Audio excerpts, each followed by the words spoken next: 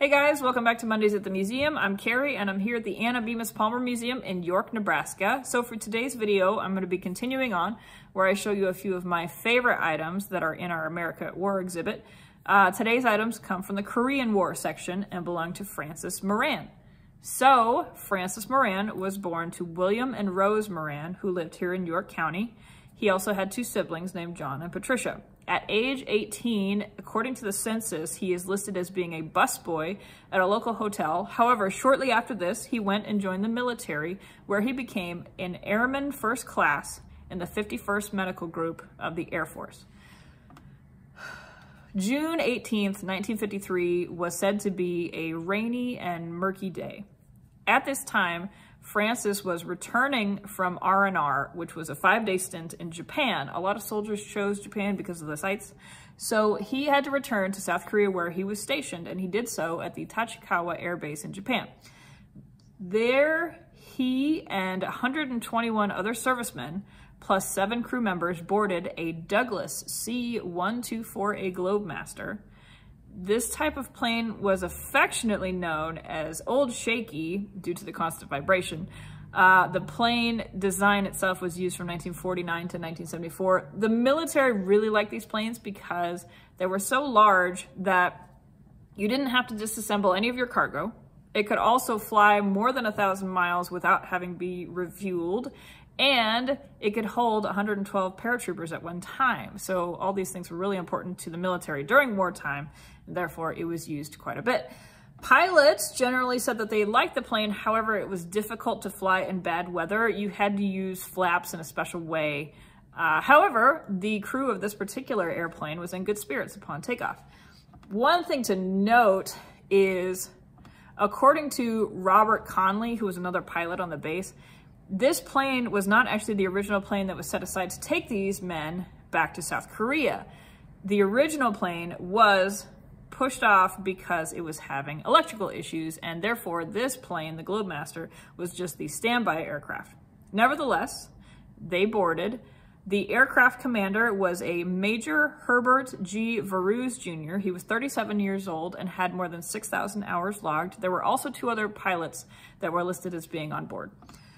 Maintenance personnel at the base were super nervous. Supposedly, at this time, there were a lot of larger aircraft similar to this that were taxied out but then had to be turned back around because they were having electrical issues or other failures. This plane was able to take off at 4:31 p.m. However, a minute later, the number 1 engine, which was on the left side, burst into flames. Varuz radioed air control and said that he had shut down the engine and that they were going to return to airbase.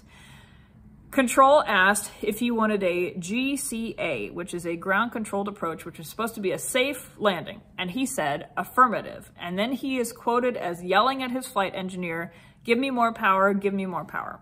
On the way back to the airfield, the left engine, in which that engine exploded, so the left wing stalled completely, causing the air crash to roll and then dive. The pilots tried to pull up but failed, and this is when ground control lost all contact with the plane.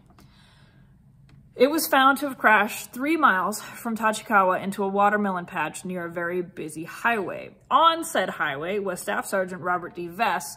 He saw the crash, jumped out of his car, and went to help. He actually attempted to pull people from the plane, including the radio operator, John H. Jordan, who was still alive at the time. However, when he pulled him from the plane, a few minutes later, he died, and at this point, there were no survivors. Vess actually spent the next 30 minutes searching for survivors until the fuel tank on the plane exploded. I guess some of the engines on the right side were actually still running even after the crash. Vess was later awarded for his heroic endeavor. There was also a father and son on site, Henry McCune and his son. They were said to have helped, and then the son, Jonathan, took some photos of the crash afterwards. So remember that this crash had 129 people aboard. So there was 122 servicemen, including Moran, and 7 crew members. At this time, by a margin of 42, this was the world's, not just America's, the world's worst disaster in the history of aviation. Actually, this is the first airplane crash that killed more than 100 people at that time. So it was all over the news. However, airplane crashes were so common back then that it wasn't even made such a big deal that it should have been. Statistically, from 1951 to 1952, there were 107 cargo airplane crashes, which, if you do the math, is about 1 per week in that year. Of those crashes, 685 people were killed, and then of that, 589 people were killed specifically on Globemaster type planes. You would think, because of those numbers, the military would set aside this plane, but no, it was never regarded as dangerous, even though there were 447 Globemasters built, and 62 of those were completely destroyed during use. The cause of the accident was said to loss of speed.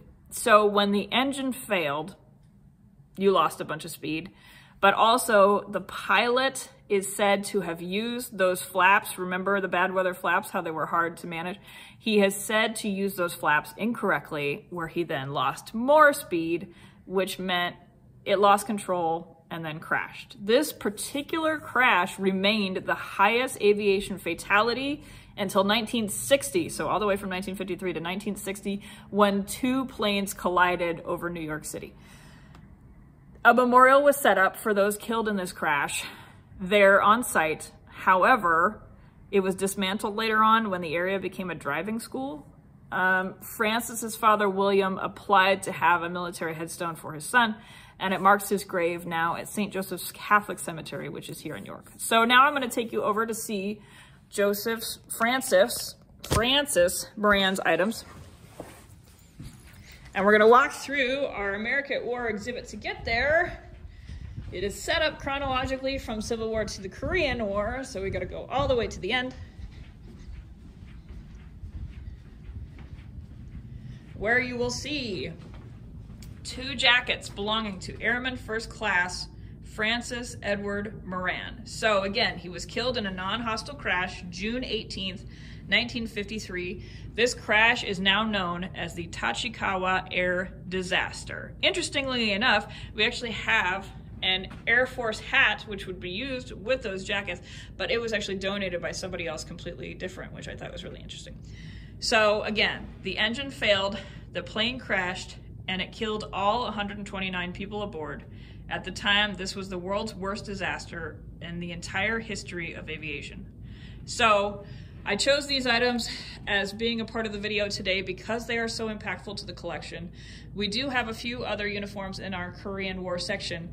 If you haven't yet visited the America at War display, I would encourage you to do so. It will be available until end of February for viewing, which is when we will rotate to our next exhibition, which will be on art. Our hours are Tuesdays through Fridays from 10 a.m. to 4 p.m. If you do visit us, make sure to stop by and see Francis's items, which again, really sad story, but super impactful in our collection.